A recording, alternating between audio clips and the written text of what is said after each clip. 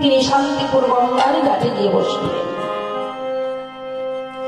প্রতিদিন একটি করে তুলসীর পাতা গঙ্গার জলে ভাসিয়ে দিয়ে কৃষ্ণাই গোবিন্দাই বাসুদেবাই নম বলে তুলসীর পাতাটি গঙ্গার জলে ভাসিয়ে দিতে অটো জোরে গেঁদে গেঁদে বলতেন, হে মদনী গোপাল,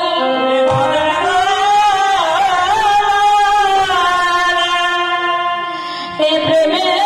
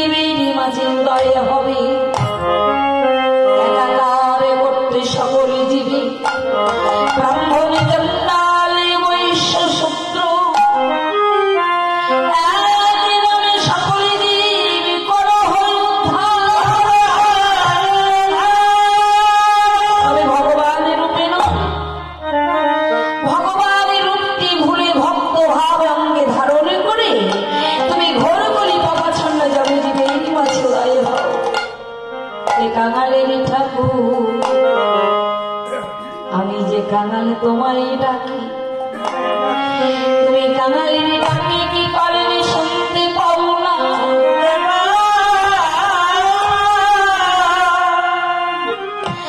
আমি যে কাঙাল, আমি যে দরিদ্র কাঙাল বলে তোমায় ডাকি।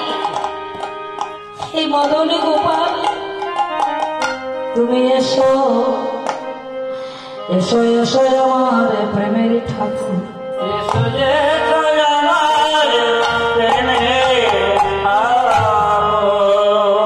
প্রতিদিন শান্তিপুর গঙ্গার জলে একটি করে তুলসীর পাতা ভাসিয়ে দিয়ে কৃষ্ণাই গোবিন্দাই বাসুদেবাই নম বলে প্রতিদিন নিবেদন করে গঙ্গার জলে ভাসিয়ে দেয়। আর ওই তুলসীর পাতাটি প্রতিদিন ভাটির দিকে যায়। প্রতিদিন তুলসীর পাতাটি ভাসতে ভাসতে ভাটির দিকে চলে যায়। কিন্তু আজ যেমনই কৃষ্ণাই গোবিন্দাই বাসুদেবাই নম বলে তুলসীর পাতাটি গঙ্গার জলে ভাসিয়ে দিলে, তেমনই তুলসীর পাতাটি আজ ভাটির দিকে গেল না। তুলসীর পাতাটিও জানি ভেজে শান্তিপুর গঙ্গার ঘাট হতে ভাসতে ভাসতে নবদ্বীপের দিকে ধাবিত হবে। যেমন নবদ্বীপের দিকে গঙ্গার তীর ধরে অদ্বৈতাচার্য ছুটে চলেছে, এই তো এই তো এই তো এই তো তুলসীর পাতা দুলাল দিয়ে চলেছে। এতদিন পরে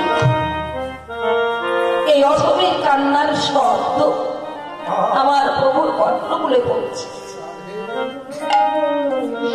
এই কাঙালের নাম হয়তো এতদিন পরে আমার প্রভুর কর্ণমূলে পৌঁছেছে। তা না হলে তুলসীর পাতাটি জলে দিয়ে যাবে কেন? গঙ্গার ধারে ধারে গমন করেছে। শান্তিপুরী হতে ভাসতে ভাসতে তুলসীর পাতাটি নবদ্বীপের ঘাটে উপস্থিত হলেন। সেখানে সবজি দেবী গঙ্গার জলে নেমে নাভি জলে স্নান করতেছে।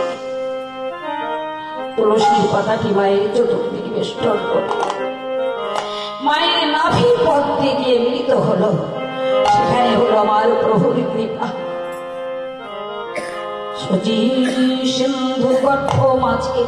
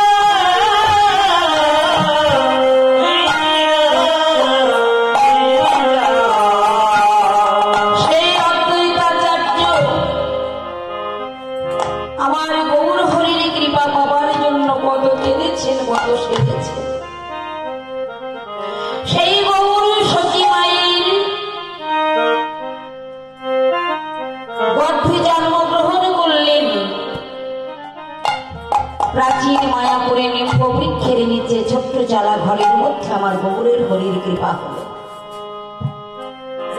শচী সিন্ধু গর্ভ মাঝে আমার গৌর হরির কৃপা হয়েছিল গো। মাদুর করে তাকে নাম রেখেছিল নিমাই, কেউ ডাকতেন গৌর হরি, কেউ ডাকতেন নদিয়ার চাঁদ। সেই গৌর হরি সোনার নদিয়াই কলিয়ার